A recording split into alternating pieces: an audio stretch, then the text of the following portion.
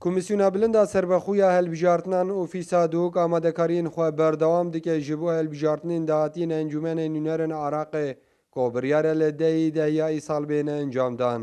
Rêveberê Ofîsa Dûk jî diyar dike nêzîkî 100,000 kartên bayometriyên dengderên salên 2018 û 19 û 20 û 21 ta heyva pênc geştine Dûkê û daxwaz kir dengder biçin kartên xwe wergirin. اتنوکدا براستی وک برهوی جمارك وإجار زور فرمانبرد ما مشارك دخول راهنانه دا كل هولير تينا بريفابرن اف راهنانه الجريداينه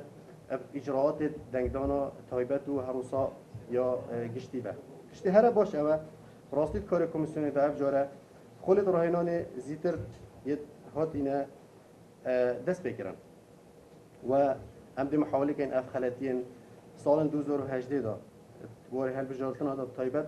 بابت نازه حاده هبون اتوان هل بجارتنا دا نبود بیسان یادیار بول هفتیا چویجی ما تستک بو آمیریت دینک کارینا هل بجارتنا دا تاقی کرد و اف تستگلک یا باش بو و دو تست دیجی دیمه هبن بو یکی پشکنینا آمیریت دنگدانه بهتا کرن بری هل بجارتنا تورکاری خراوین نحکومی کو جماروان چاردری خراوان لپارێزگا دووکێ بەرەبیên xwekirîne ku çavdêriyê li proseya hilbijartinan bikin û hewl bidin xelkî han bidin jê bo hindê kartên xwe yên bayometrî werbigirin û beşdariyê di hilbijartinan da bikin. ما وک تو را چاو رخوت اینجا اوجی ما سردانا بنگه توماری کرینه ید بایومتری و ملوی چاودیری جیکیری بهند کداش ها پروسسا بجین تومار کرنا یا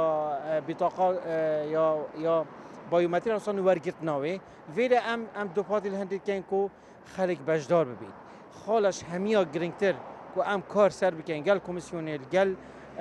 راگه هاندن گل همیلانا اوه کو ام هاندانا خلقی کن کو بجداری هل بجارتنا بن نه بجداری آوان اوه دی بیت اف پروسه دی لنگ بید و تا که ریکا مدنی و دموکراسی کبو و گوهاسنا دا صلاته دست و دست کنا دا صلاته اوه کو